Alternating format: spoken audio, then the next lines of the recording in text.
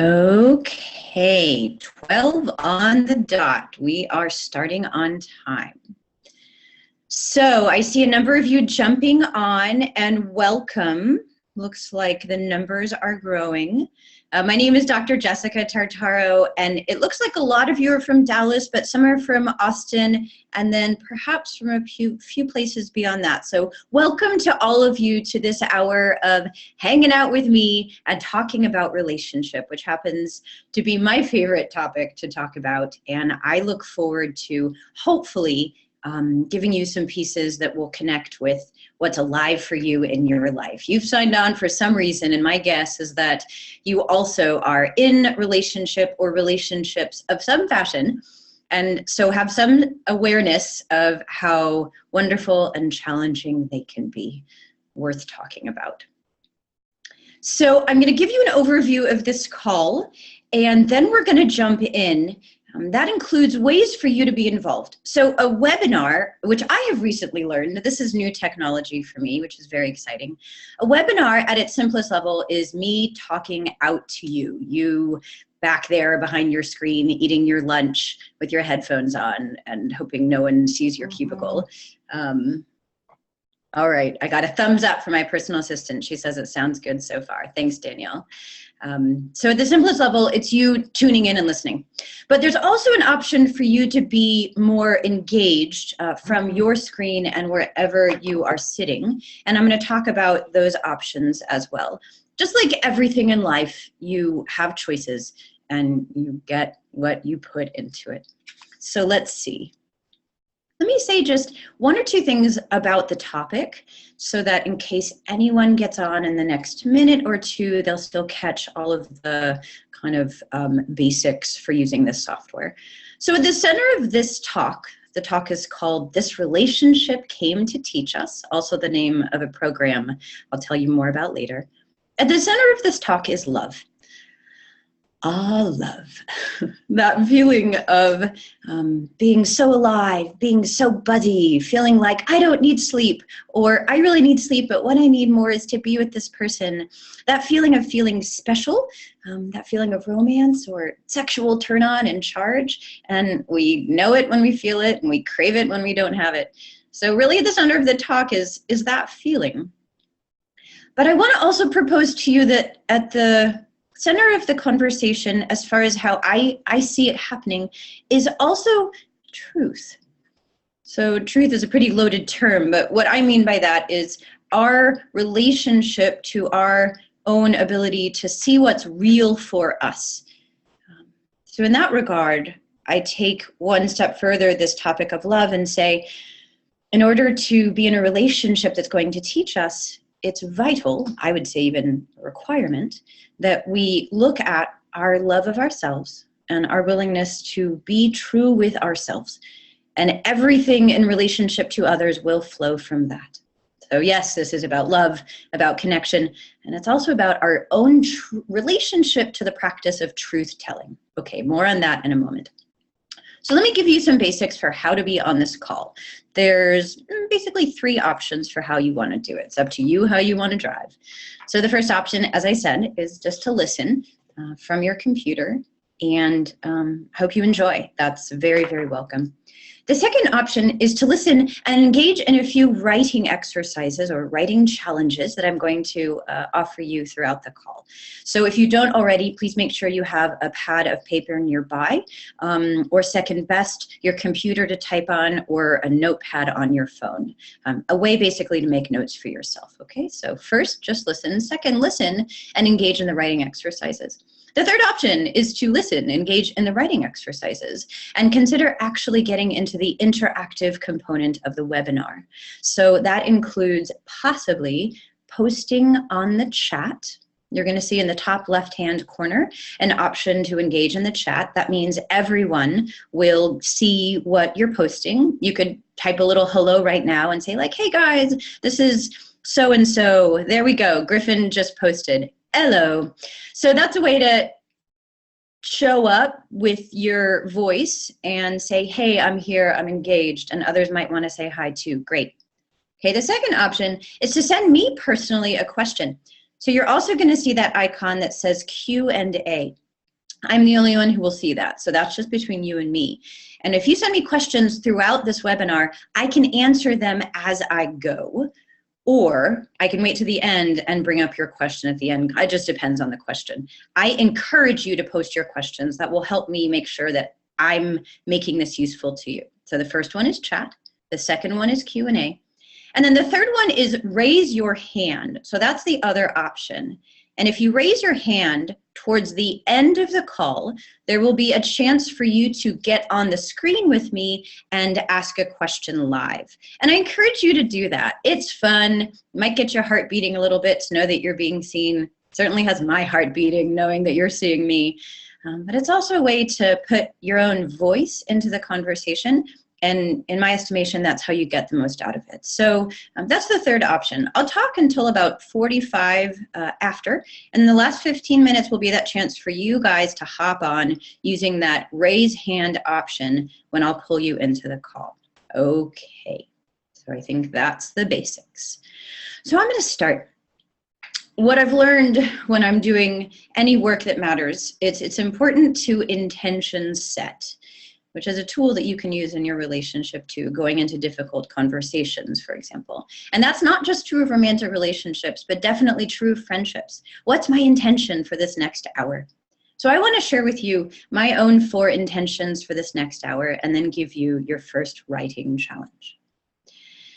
So as many of you know, I'm a relationship coach and an intimacy coach, not because I have relationship mastered, but because I am, as a friend of mine likes to say, a work in progress and a student of relationship too. So my first intention is to better understand how I show up in relationship. My second intention is to offer you inquiry, reflection questions, some principles to use to help you understand or invite you to understand better how you show up in relationship. So here's that truth part. How is it that I show up? Can I really hold this mirror and look at it? So my second intention is to help you to look in that mirror. My third intention is to give you some tools for that process of looking in the mirror and using what you see. And my last intention is to invite you to go further with this work with me if you desire. Again, I'll say more at the end of the call. All right. So I want to start by telling you just a little bit about me as a person and especially how I show up in relationship. I feel in my life that I'm more likely to trust a teacher if I know they're doing their work. So I want you to hear just a little bit about some of the work I personally do. Then I'm going to talk about some of the gems, the principles or the tools from what I've learned. Okay, so I grew up in Plano, Texas. It's a suburb north of Dallas. And my father was Sicilian American and my mother was Jewish American. And they came together to be charismatic Christians and have me as part of their love affair with Jesus Christ. I was born to very spiritually impassioned parents, which is really cool. I'm grateful for that. And I'm the first of 4 kids, but I was born in their like intensely zealous phase 40 years ago. And just like all of us, my parents weren't prepared to deal with the hardest edges of relationships and bumping into each other's personalities. I mean, I like to say that, you know, in a perfect world, if, you know, I was running the show, we'd all have relationship classes as part of elementary school. How do we ask for what we want? How do we identify feelings? What do we do when we feel overwhelmed? And like 101 next to math and science. But of course we don't have that. So we feel a little bit of chemistry, we take our pants off and hop into bed, and then we fumble through everything that comes after that, right? I mean, who doesn't do that? That's how we learn. We learn the hard way. So my parents, my dad had been married before, my mom had been engaged before, but they found each other as their partners in love and in life. And really to boil it down, I would say my father was overbearing and temperamental and controlling and was really masking some deep insecurities as a man. I would say my mother was actually the brilliant one, really the creative visionary, but she never really held her own next to my dad. So I came out of this funny little brand of crazy. And here's what I have identified is my special pattern. Because anyone who's teaching about relationship, whether they're a psychologist or a coach or self-help guru, they'll tell you something you know well yourself, which is our patterns for love started with our parents. Of course they did. We learned to love from our mother and our father, or whoever were functioning as parental figures, and that became that special brand or that special elixir of love. So the things that remind us of that relationship with our father, our mother, or both of them, they activate love in our bodies. So for me, what I learned about love, the kind of men that I tend to attract are brilliant. And then here's my little hook. They feel dependent on me somehow. So this is the love affair I had with my father, where I ended up feeling like I parented him as much as he parented me, or maybe even a little bit more from a pretty young age. So when I meet a man and he's brilliant like my father was, and I feel like maybe he's also got this fundamental insecurity like we all do, I'm like, I'm for you. You're the one for me. I'm going to go in there. And what happens is I guard myself from vulnerability by wanting to be controlling somehow, to offer him something. And that's the way I protect myself. Okay. So there's a lot more to the story, but that's one of the patterns that I personally have identified in relationship. And I encourage you on your pen and paper right now to consider a writing challenge. And that writing challenge is just to jot down one, maybe a central one, maybe just a peripheral one, but one of your own relationship patterns. Like maybe it's the stickiest one. I meet men who are emotionally unavailable, or I get into relationships where I'm attracted to them sexually but don't really like them emotionally, or whatever your pattern is. I hide and try to have the upper hand in relationship. I date people who are less intelligent than I am, or whatever it is. So I encourage you to just jot that down. It's a starting point, okay? I've recently gotten clear that my own brand of crazy is something that I've got to keep my eye on. And so I encourage you to keep your eye in this conversation on whatever pattern is present for you, maybe most alive for you lately, and perhaps it directly stems from your parents. Perhaps you're not entirely clear how it stems from your childhood or any identifiable source, but you're sure that pattern is there. So jot that down. I'm going to keep talking, and keep your notes handy so you can reference them. I like to think about this keeping our crazy nearby, that we're actually doing our partners a very big favor. There's a great teacher who talks about how we all like to think that if we just meet the right partner, that it would all just work out. I've only had problems because I meet all these people who have their own hangups, but if I met the right person, it would just be perfectly smooth. So that's one way of looking at relationship. Another way of looking at relationship is we're all fundamentally flawed. Like, really, let's be serious with ourselves, or let's get real with ourselves. That we each bring our distortions in. None of us were untainted by our childhoods. We just have our own version. And we like to walk around presenting this facade of being a fully competent and enlightened adult, and I can handle any challenges, and I wake up and the day is smooth, and I go home and I'm satisfied with myself and I go to bed. And I don't buy it if that's the story you're selling. I live in Dallas, and one of the things I love about the work I do here is that on the one hand, I think the predominant culture is really making it look like you have it together. I never learned how to put on makeup until I moved back to Dallas, because wow, there's lots of ways that women can learn how to put on a pretty face here in Dallas. I know you know what I'm talking about.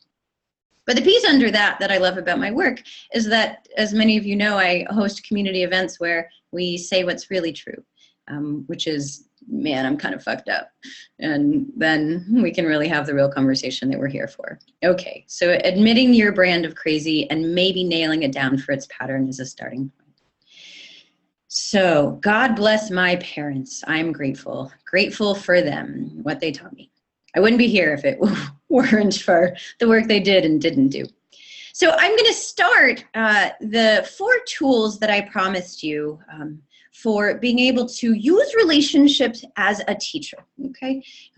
Relationship as a wonderful place to have fun is great, and I imagine you're on the call because you, at this point in your life, recognize that there's a little more to it. If we want to have the relationships that last, we might want to dig a bit deeper. So 4 tools for using relationships as a teacher, learning what relationships came to teach us. So this is not rocket science. This is pretty basic. I hope it appeals to wisdom already in you and that we can activate our own innate wisdom together. Tool number 1, slow down. I've taught many courses where I teach a top 10 list of tools, and mostly the first one is slow down. So many of you have meditation practices of some sort. Perhaps it's a sitting meditation, perhaps it's some sort of partnered meditation like circling. It might involve some sort of sexual meditation like orgasmic meditation or a tantric practice. Perhaps it's mindful movement like ecstatic dance. Many of you are writers, so perhaps it's journaling.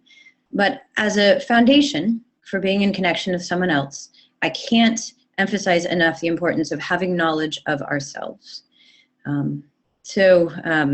There's, again, this teacher I was referencing, his name is Alain de Botton. I just tuned into him. He's a Swiss author.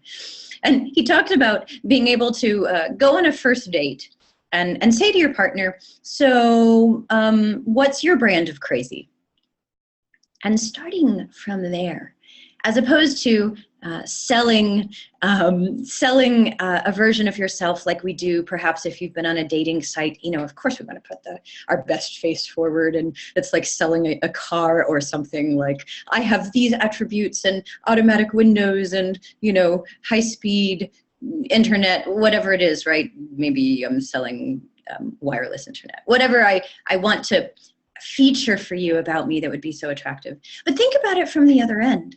I want to actually feature for you the things that I want you to know about me so that we both keep our eyes on it. So it's a very different brand of getting into connection. So imagine what that would look like wherever you are in your marriage or partnership or consideration of partnership, where you sit down with your beloved and you say, hey, here's my intention for this talk.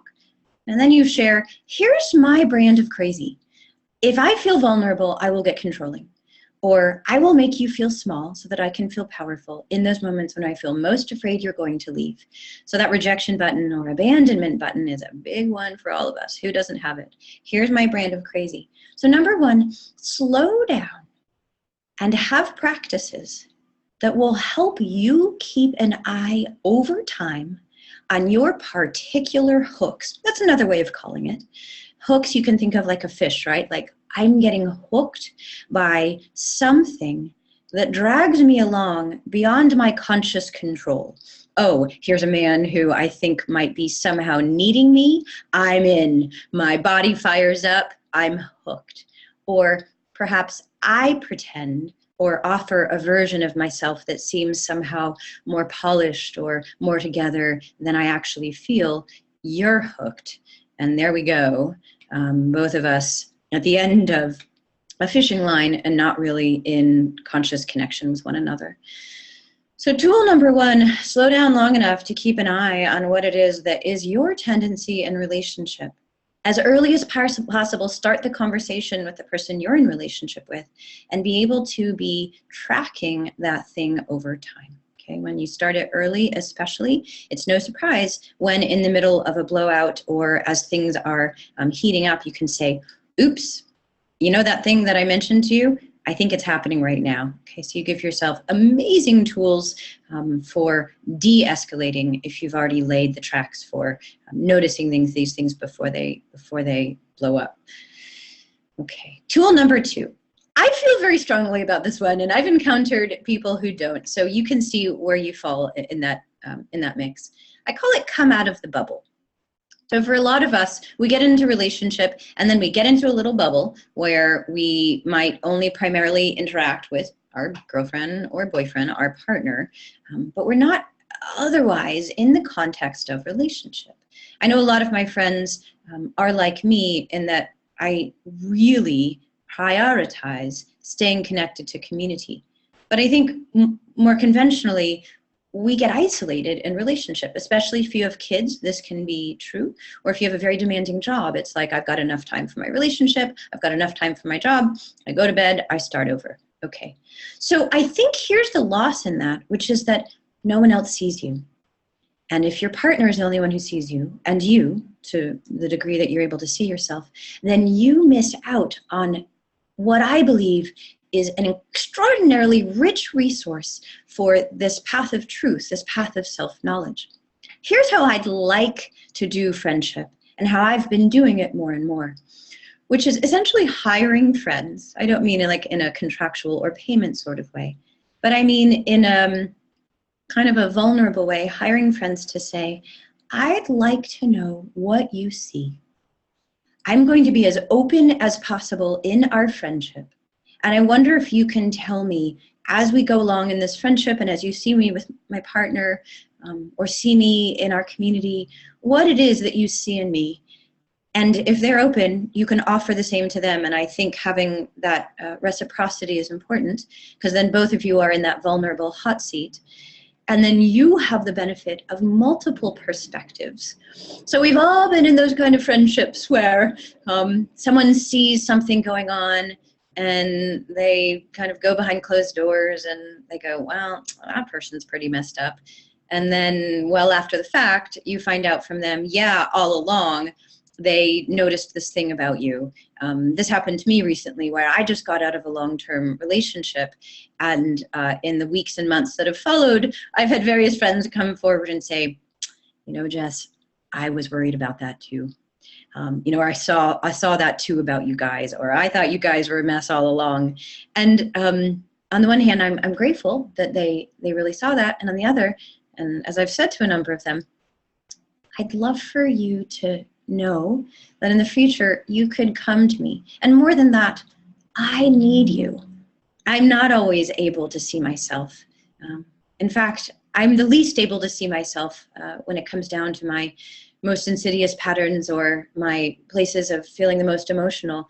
I can't do it without you. Those are the kind of friendships that I want. And that means that we get really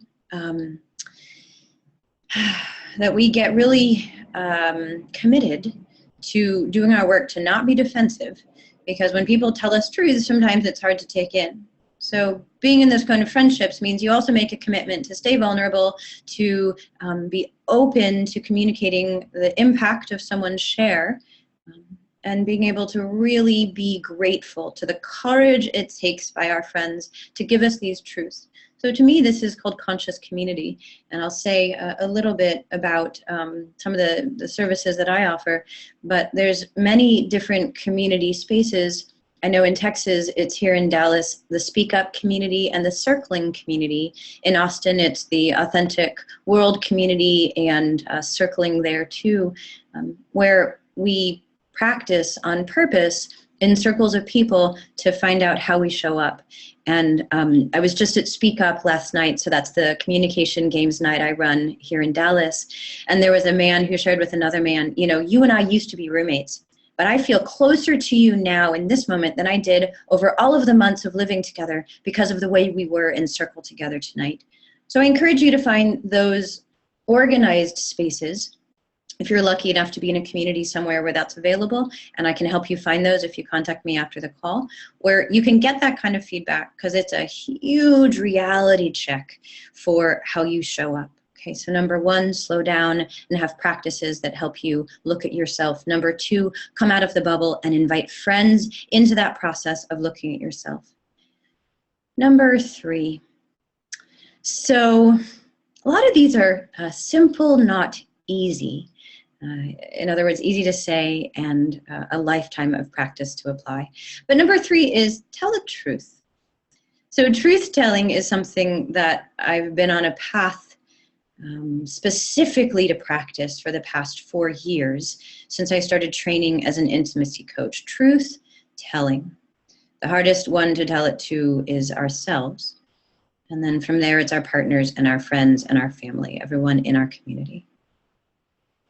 But being able to tell the truth when we're in partnership, and I'll say in a moment what I mean by truth, But in my estimation, that's the path to everything that we all want in connection. It's the path to that feeling of, I'm not alone. It's the path to the good sex that we want. One of you said when you registered that a pattern that comes up is you get bored in sex. So truth-telling, I believe, is the pattern to the kind of exciting, bottomlessly exhilarating sex that we all want. And truth-telling, I believe, is the pathway for us to use our relationship as teachers, not as a place to hide out. Okay, so what do I mean by truth-telling?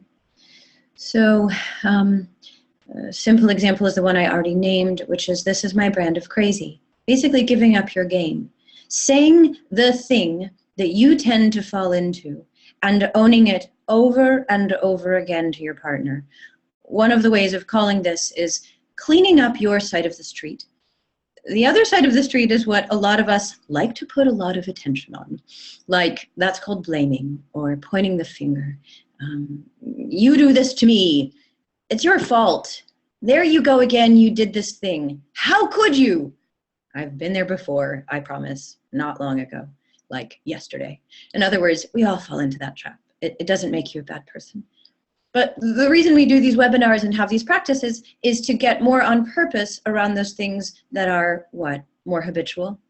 So the more on purpose version is, what is my contribution? What am I bringing to the table? So the exciting, empowering part of that is that I can do something about that.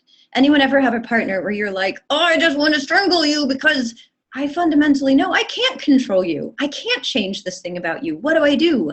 That's usually the moment when my clients go, I want out, I want to run, right? We've all been there. Oh, I've run. Luckily, in most cases, I've come back. So in those moments, one correction there, or a place where you can redirect that feeling of I want to run is, what am I bringing to the table? What's on my side of the street that is contributing to this moment of tension or frustration or defensiveness or whatever it is? Truth telling to self, which can lead to truth telling to other. I have a friend, we were talking about this yesterday, and we were talking about how, especially for women, there can be parts of our own sexuality and parts of our body that we don't want to share with our partners. Like, I'm embarrassed about this part of my body, or I'm embarrassed about, you know, this part of how I show up in sex. And what we can do is we actually kind of keep it compartmentalized from the place where we're in connection. Either literally, like I won't let you near that part of my body, or figuratively, we won't talk about that. We will circle around and around that part of the conversation, but we won't actually enter into it. So the invitation here is to bring your most vulnerable truth to the altar of relationship and say, this is where I struggle. This is the thing that I don't want you to see. This is the thing that if you see it, I feel the most. Whatever that feeling is, I feel scared. I feel trembly, like physically shaky. I feel the most out of control. A lot of you who know me personally know that one of my strengths is being able to be a leader and a director of people, but where that shoots me in the foot in relationship is that I get overly controlling. So for me, when I feel out of control, I know that I'm moving towards truth, vulnerability, the thing behind the defenses. I'm going to tell you a personal story about how this truth-telling practice has become so important in my life. And I hope it will help you to identify places where you can also step forward and be in that practice of truth-telling. So I recently started a wonderful love affair here in Dallas. And I feel like I'm on the fast track these days. Like my lessons are coming fast and furious. And I said to this new wonderful man not so long ago, I love being in connection to you. I'm so lucky to have found you, but I don't want to be your girlfriend, which I know is a hard thing to hear. And he said, as most people would, why? Why don't you want to be in more committed partnership with me? And I responded by saying, and let's see if you can recognize this pattern for you. Oh, it's not about you. I just got out of another relationship and I don't want to be anyone's girlfriend. Okay, so that's a half truth, because that part is true, but the other half of that that truth is that there were things and are things about him that had me unsure, that had me have my foot on the brakes. And he knew that, and I knew that, but I didn't admit it to him. So a week passed, and to his credit, he had pulled back, and he was like, yeah, well, I don't want to be in a relationship with you then. And I was like, well, I don't like this, because I really like this guy. I want to be in connection to him. I just want it to look a certain way, like my own comfort zone. So I came back to him a week later, and I said, okay, you're right. I don't want to be in a relationship to you because I'm afraid that because of the things you struggle with, I'll end up feeling like I'm taking care of you, like I'm somehow coaching you, that thing that I have my eye on. So I knew well enough to know that's my tendency. But then I took a step further and I said, I'm afraid that you are going to activate that tendency for me, and I'm just going to end up wanting to take care of you. Okay, truth telling. So in response to that, he gave me a look of horror that I will not soon forget. And he said, and this is his moment of truth telling, Jessica, I've lived my whole life without you. I've traveled the country. I've gotten multiple graduate degrees. I've held a steady job. I don't need you. So there is a truth in response to my truth. And I had one of those moments of like reality shimmering in front of me. And my brain flipped the story of, oh, this man needs me, to then why do I think you need me? What is it that I'm projecting onto you? That's a great word. What is it that I'm putting onto you that has me see you through this lens or through this distortion? Okay, so I'm going to pause there. There's more to the story. But what I invite you to consider writing now as your next writing challenge is, what in your life might you need to feel in order that you take more responsibility for that relationship pattern that you wrote in the first writing challenge? What in your life might you need to feel? What in your life might you need to consider that would have you take more responsibility for that relationship pattern? And I appreciate that a lot of people on this call have done a ton of work. So it might be, I feel like I've taken as much responsibility as I can. But just for the sake of the exercise, what might be one layer deeper where you could consider taking responsibility for how you show up in that relationship pattern? What might you need to feel? What might you need to revisit or consider? What parts of your life that feel unbearable might you need to confront? Okay, these are huge questions. They're inquiry questions, meaning there's not an easy answer, but we live the asking of the question in order to find our way to the answer. Okay, what is there for you to take responsibility for or feel in order to shift that pattern?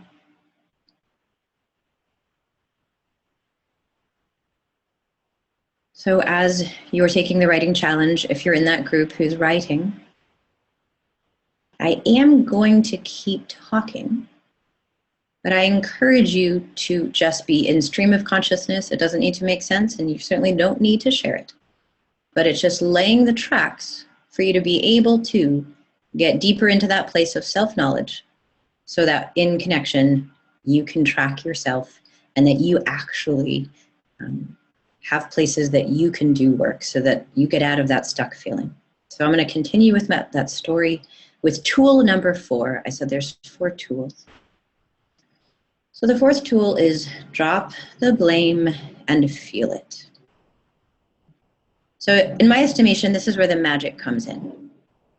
So if it's not the man on the other side of me pointing the finger, who himself is actually dependent or broken or insecure or all these things that I do associate with my wonderful father, if it's in fact not the man himself, then what is there inside of me that I don't want to look at? So we're all master avoiders. Avoiding is simply one way we cope.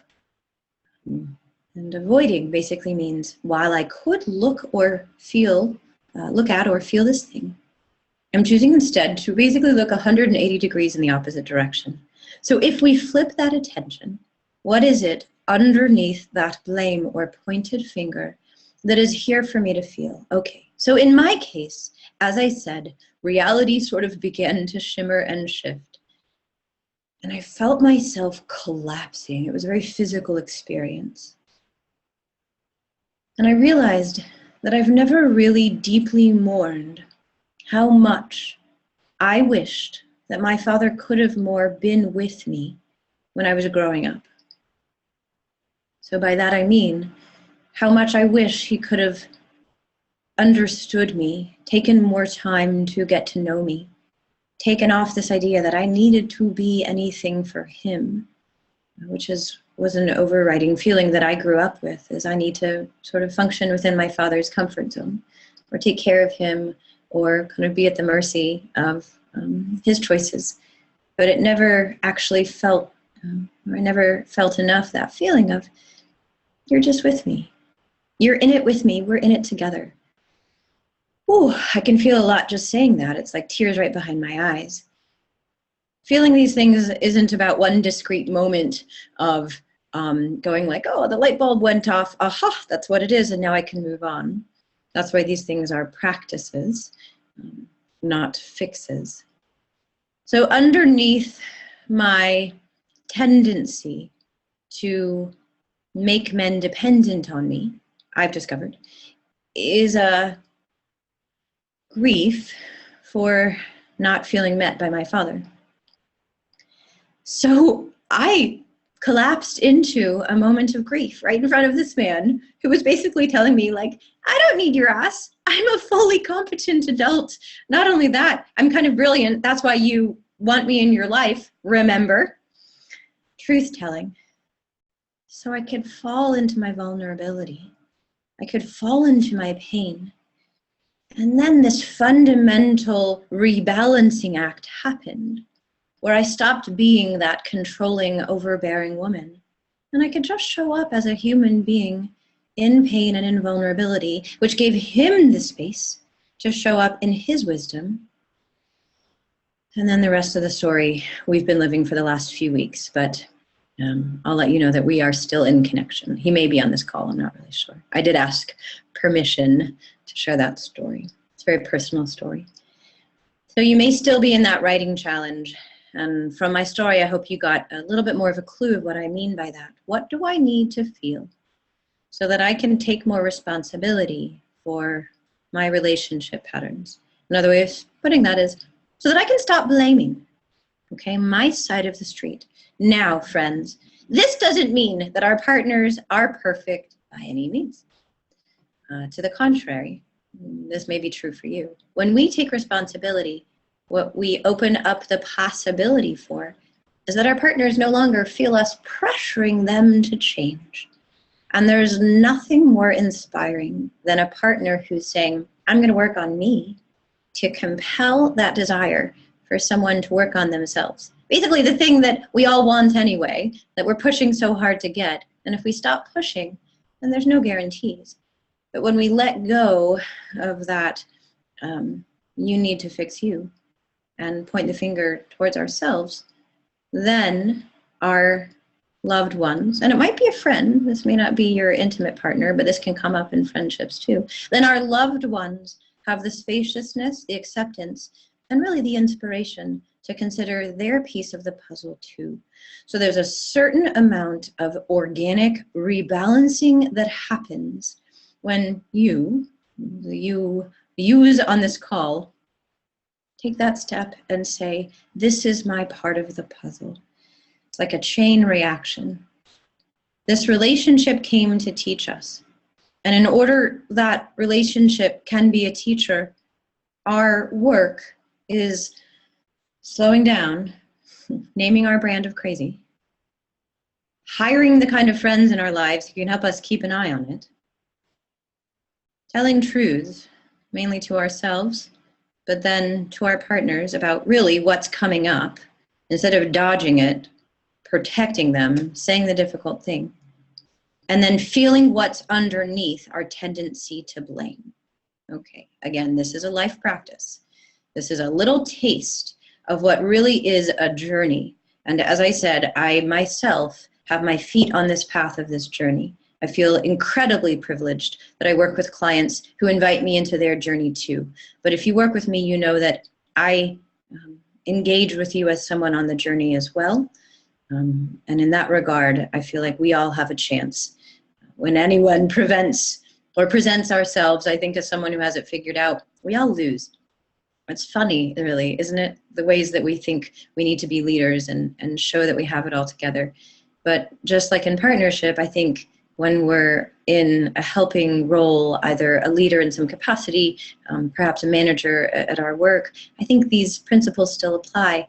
I think when we can show up in our humanity, then everyone has the opportunity to take responsibility for themselves, because there's a we're in it together kind of feel, as opposed to you're wrong and I'm right.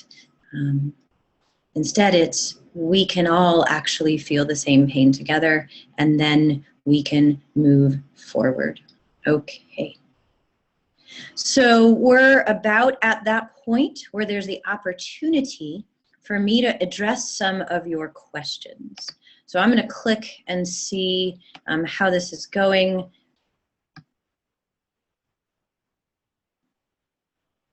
So I'm going to address the first question that I've gotten, and I encourage you all to click that Q&A button, and I'll take comments too. Comments are great, as well as questions that I could answer simply in the webinar.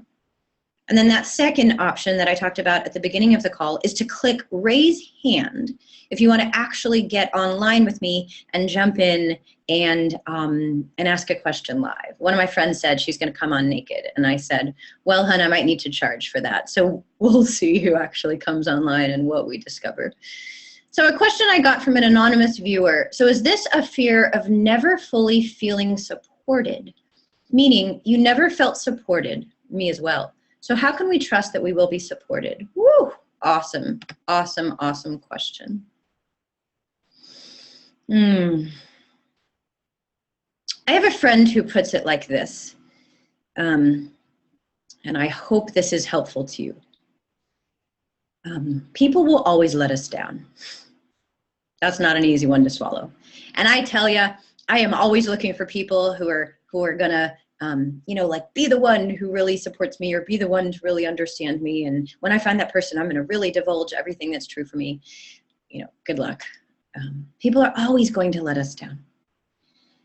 And what matters most is not what they've done or not done, but in our ability to feel that feeling that their impact on us has engendered.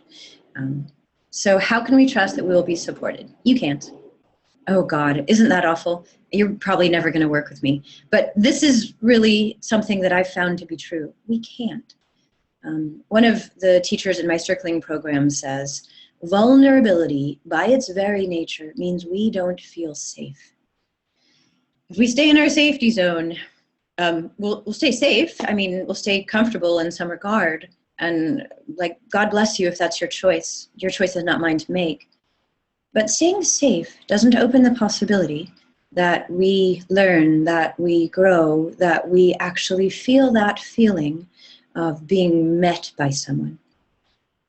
So though we don't have any guarantees, like, oh, I wish I had a net because it feels like jumping and falling, we don't have that. But that willingness to fall is in fact the doorway to growing into the person who does feel alive, who is having the crazy, amazing sex, who is compelling for various people to want to get to know, and who is becoming more than they were before, who wants to be the person we've always been. I don't want to be a product of just my parents, and God bless my parents, as I keep saying over and over, but I want to be able to go beyond what they knew and especially what they didn't know.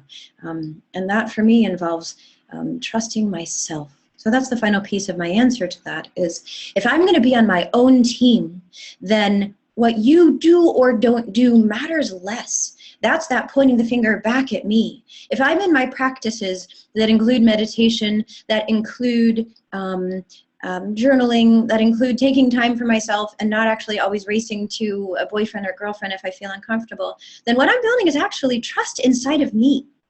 And when we don't listen to ourselves for a long time over time, we mistrust ourselves. We can feel that internal feeling of fogginess or disconnect. But when we actually heed, oh my God, I need to rest tonight. I need to not go out. Oh my God, I need to stop eating sugar or drinking alcohol because it doesn't feel good. We're actually building trust. Oh, I like that person, and I'm going to let myself pursue them because I deserve to have someone who I value and who I want. That's building trust inside. So when we build that trust inside, then we have the chance of actually cultivating the real kind of trust with another person, which says, I'm not coming to you from empty and asking you to fill me up. I'm coming from full and asking you to meet me in this dance. Okay, I hope that's useful. Person who asked that question, if there's more to it, please post your question again. So I'm going to keep going with questions. Again, thank you all so much for posting this. All right, from Mike. Hi, Mike. How do you hold that space of sustainability when things are going well? He says, that space that allowed you to show up in the conversation or relationship, especially since it took you and so many others to even get to that point. How do you live in the space? Okay, what I understand from that question is basically, how do you keep it going well when things are going well? Might have taken a lot of work to get there. And I have couples who will come back to me and go, things were so great last Christmas, that month when we were seeing you, we want to go back there. And so it's like this, how do I sort of stay there question, as far as what I hear you saying, Mike. So I'm gonna give you a short answer, which is, oh my God, I feel like I'm the bearer of all this bad news today. We don't ever stay there. It's basically would be standing in place, right? There's this idea of the myth of the plateau, where when we work out all our childhood woes and we start the business of our dreams and we fill our bank account, we plateau. You know, it's the happily ever after sort of myth. And those myths wreak havoc on us because when we have the highs and lows, inside we go, oh my God, what's wrong with my partner? Or, oh my God, what's wrong with me? Something must be wrong. And we see it through the lens of, this is a mess, as opposed to relationships are dynamic. Relationships are a function of two individuals. And if you think about just how you wake up every day, sometimes you're in a good mood, sometimes you're really stressed, sometimes you're super blissed out, and everything in between, then you can have a little bit more compassion for how the ups and downs aren't wrong. I just watched this great video this morning and it was aimed at women, but it's true of everyone, which is don't make the hard wrong. The hard makes it possible to A, learn, and B, get close to people. If it wasn't hard, we would never reach out. We would never be motivated to sign on to a webinar in the middle of a day. We would never get on our knees and pray to God. We would never find that next yoga class that will help us stretch in ways that we haven't stretched before. We would maybe never get on that dating site where we met this person of our dreams because we just didn't need to go any further in our own growth process. So when things are going well, certainly stay in gratitude. You might ask yourself, they're going well, how could they get better? As opposed to, how can I keep it in this sort of mummified space, like freezing it where it is? How can we challenge ourselves from a good place to get better? Maybe now is the time to talk about the difficult things. I like to talk to my couples who are doing really well about, okay, great, now we really have the chance to dig in even further because you're not in crisis. There's this sort of misunderstanding that in order to see a coach or a therapist, things need to be broken. That's fine, and I'm very happy to work with people who are in strife, but I love working with people for whom things are going really well, because then everything is possible, and you can have these calm conversations in which you say, well, honey, here's my crazy, or, well, this is the thing that I've never really admitted to you. And when things are going well, you're resourced. Oh my God, what an incredible gift. So from that place of resource, then consider doing work, as opposed to sort of falling into whatever the patterns are that you are bound to fall into, and then thinking, now we need to do the relationship work, okay? So it's almost like preventive medicine. Keep brushing your teeth, maybe floss, maybe add mouthwash, whatever the dental metaphor is there, but do more of the constructive relationship work in the times of relative calm, and see how that shifts your resourcefulness, so when things get mucky or sticky, you already have those tools waiting in the toolbox. Okay, thanks, Mike, for that question. I'm going to keep going. I've gotten a number of Q&As, but let's see if anyone has their hand up.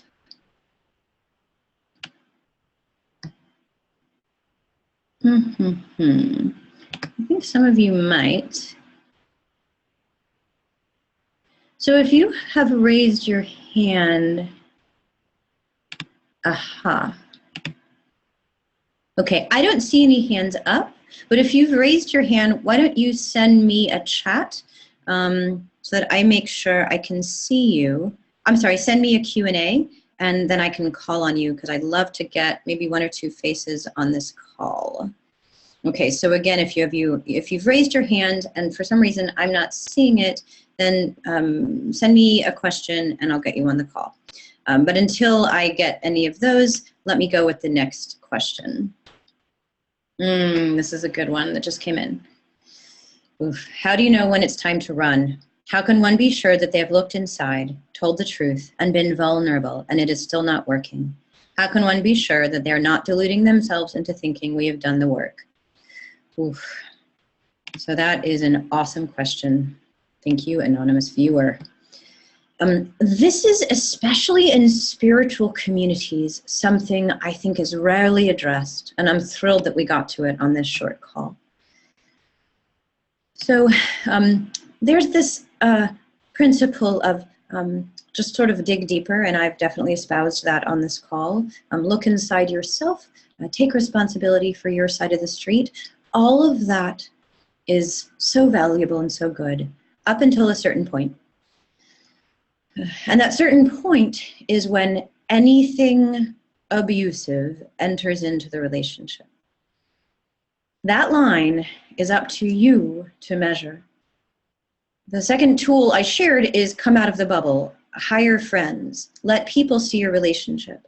And this feels like a very vital safeguard for helping you determine the fine line between maybe I'm avoiding looking at something and this relationship actually isn't healthy, okay?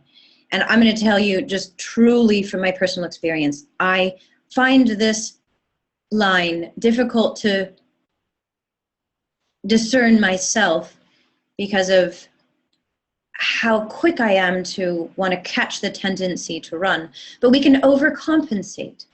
So in one direction, we're just running as soon as things get tough.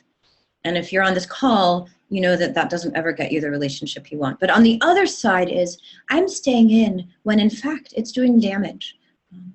I'm actually feeling over-controlled by this person. Things have gotten verbally very abusive. Or I'm feeling like, I'm unhappy more of the time than not. Basically, I'm enduring it, okay? So this is where having a coach can be of great help. But if you are not someone who's going to hire a coach, this is where consulting friends can be a lifesaver, which involves asking them that question, what do you see? There can be the option of taking short breaks from relationship, which I'm a fan of. and coming back into it. So it might be, hey, I need to be out of contact with you for 2 weeks because I can't hear myself anymore. I'm not actually able to hear my own truth. And I need to reset so that I can actually figure out what is true for me before I get back into connection with you. So that constant practice of self-knowledge is a critical tether to tether ourselves to, so that we can answer that question of what is useful relationship fodder and what is abuse. There's a great talk by a spiritual teacher, I don't remember his name offhand, but I'll post it on the Facebook event page, where he says, as soon as abuse enters in, your soul contract is over. There's no being with what is in the face of abuse, okay? It's the right thing to do, to restore trust between you and you. The viewer says to run, but I would say to get out of the relationship. I wouldn't even call it running, because running might entail something more volatile than it needs to be.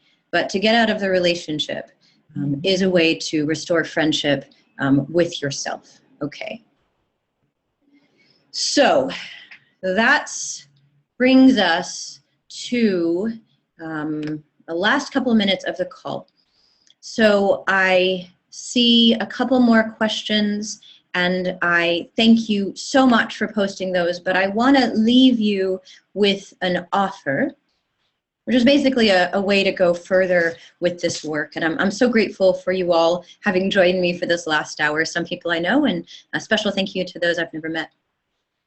So as you can tell, I feel very passionately about this endeavor of relationship as a tool to freedom.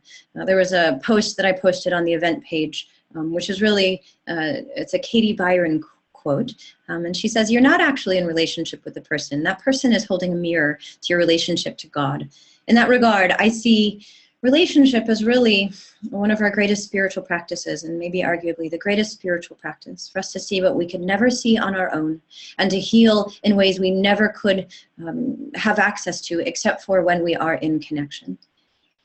If you are someone who wants to go further with this kind of work, either as an individual or if you're in a relationship now as a couple, I would love to support you in that. My practice is physically in Dallas, but I do Skype coaching, and I have clients across the country and around the world, and have been a Skype client myself and feel very strongly that it's a powerful modality. So if you feel clear at this point that you would like to do work with me, I have a program called, surprise, This Relationship Came to Teach Us. It's a 6-month relationship coaching program, and the minimum commitment is 3 months. For any couple who wants to have unlimited access to working with me, with a focus on individual work inside of the couple's work. It means that you sign on for at least 3 months of immersion, where we look deeply at your side of the street, where we look at your patterns and your hooks, and we help your process and practice of truth-telling. It is always my honor to work with people who are interested in that work. And here's your offer. So if you know now that you want to work with me, I invite you to text me at this number. This might be backwards on your screen, so I'm going to read it. It's 480-993-5562. You'd have to look in a mirror to see that, I realize. 480-993-5562 is my cell phone. If you are clear that you want to work with me, send me a text. I'll get back to you as soon as we finish this call. And if you sign up today for any of my programs, you get a free month of coaching. So that means that anyone who's signing up today for any of my programs, automatically, on top of whatever you sign up for, you get 30 days of free coaching with me. That's my gift to you, and thank you for your trust in this process, yourself and me, in working with you. 480-993-5562. You will all get a follow-up email tomorrow, which includes a link to my website. This is a recorded call, so if you tune into the Facebook event page, you can also get a recording should you desire. We are at the end of the hour at this point. So I thank you so much for tuning in. I thank you if you especially engaged in the writing practices, and encourage you to go back to those practices to reflect, to see what you learned, and consider actually having a conversation. If it's just with your friends, that's great too, but perhaps with your beloved. This is my brand of crazy. What is yours? And see what kind of fun comes from that for truth-telling, because I believe at the center of the kind of love we want is a commitment to truth, and I hope that I've supported your practice of that in this past hour. Again, 480-993-5562. I hope to hear from you, see you in Dallas, or see you online. Thank you, friends.